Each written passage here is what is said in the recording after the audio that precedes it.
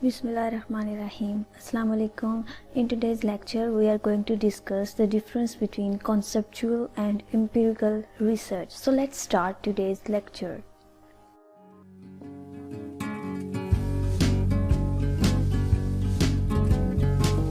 The main difference between conceptual and empirical research is that conceptual research involves abstract ideas and concepts, whereas empirical research involves research based on observation, experiments and verifiable evidence.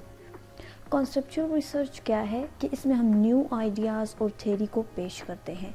जो philosopher है, जो researcher है या जो thinker है, वो new concepts introduce करता है, या जो ऑलरेडी लोगों ने कॉन्सेप्ट दिए हैं उनमें इनोवेशन लेकर आते हैं. कॉन्सेप्चुअल रिसर्च की एग्जांपल में जैसे कि सर आइजैक न्यूटन ने ऑब्जर्व किया अपने सराउंडिंग्स में to conceptualise and develop theories about gravitation and motion.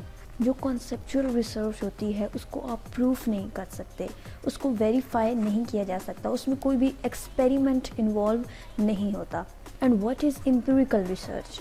कोई भी रिसर्चर जब किसी फील्ड में रिसर्च करता है वो हर एक चीज़ को अच्छी तरह से ऑब्ज़र्व करे, डिफरेंट टेक्निक्स का इस्तेमाल करके वो चीज़ों को फैक्ट्स के साथ ऑब्ज़र्व करे. कोई भी पर्सन जब किसी फील्ड में जाता है डेटा कलेक्ट करने के लिए तो उसके लिए ज़रूरी है कि वो साइंटिफिक मेथडोलॉजी का इस्तेमाल करके उस डेटा को कलेक्ट करें, तो उसे एम्पिरिकल डाटा बोलेंगे. जो भी डाटा आप कलेक्ट करें इसके लिए स्ट्रिक्ट रूल्स को फॉलो करना होगा, तभी आपका जो डाटा है वो ऑथेंटिक कंसिडर किया जाएगा.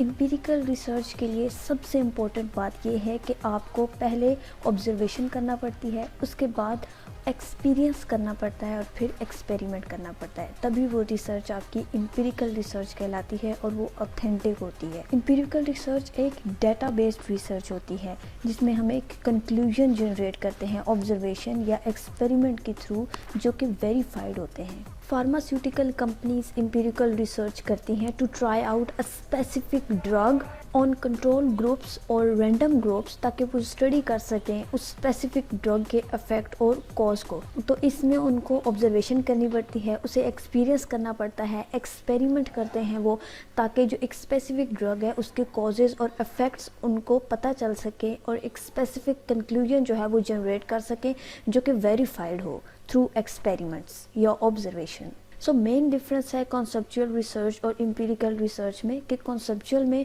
आप न्यू थ्योरी या न्यू कॉन्सेप्ट को जो है वो इंट्रोड्यूस कराते हैं, या जो ऑलरेडी कॉन्सेप्ट या थ्योरीज हैं उनमें न्यू इनोवेशन लेकर आते हैं. और एम्पिरिकल रिसर्च में आप एक्सपेरिमेंट, ऑब्जर्वेशन और एक्सपीरियंस के थ्रू रिसर्च करते हैं.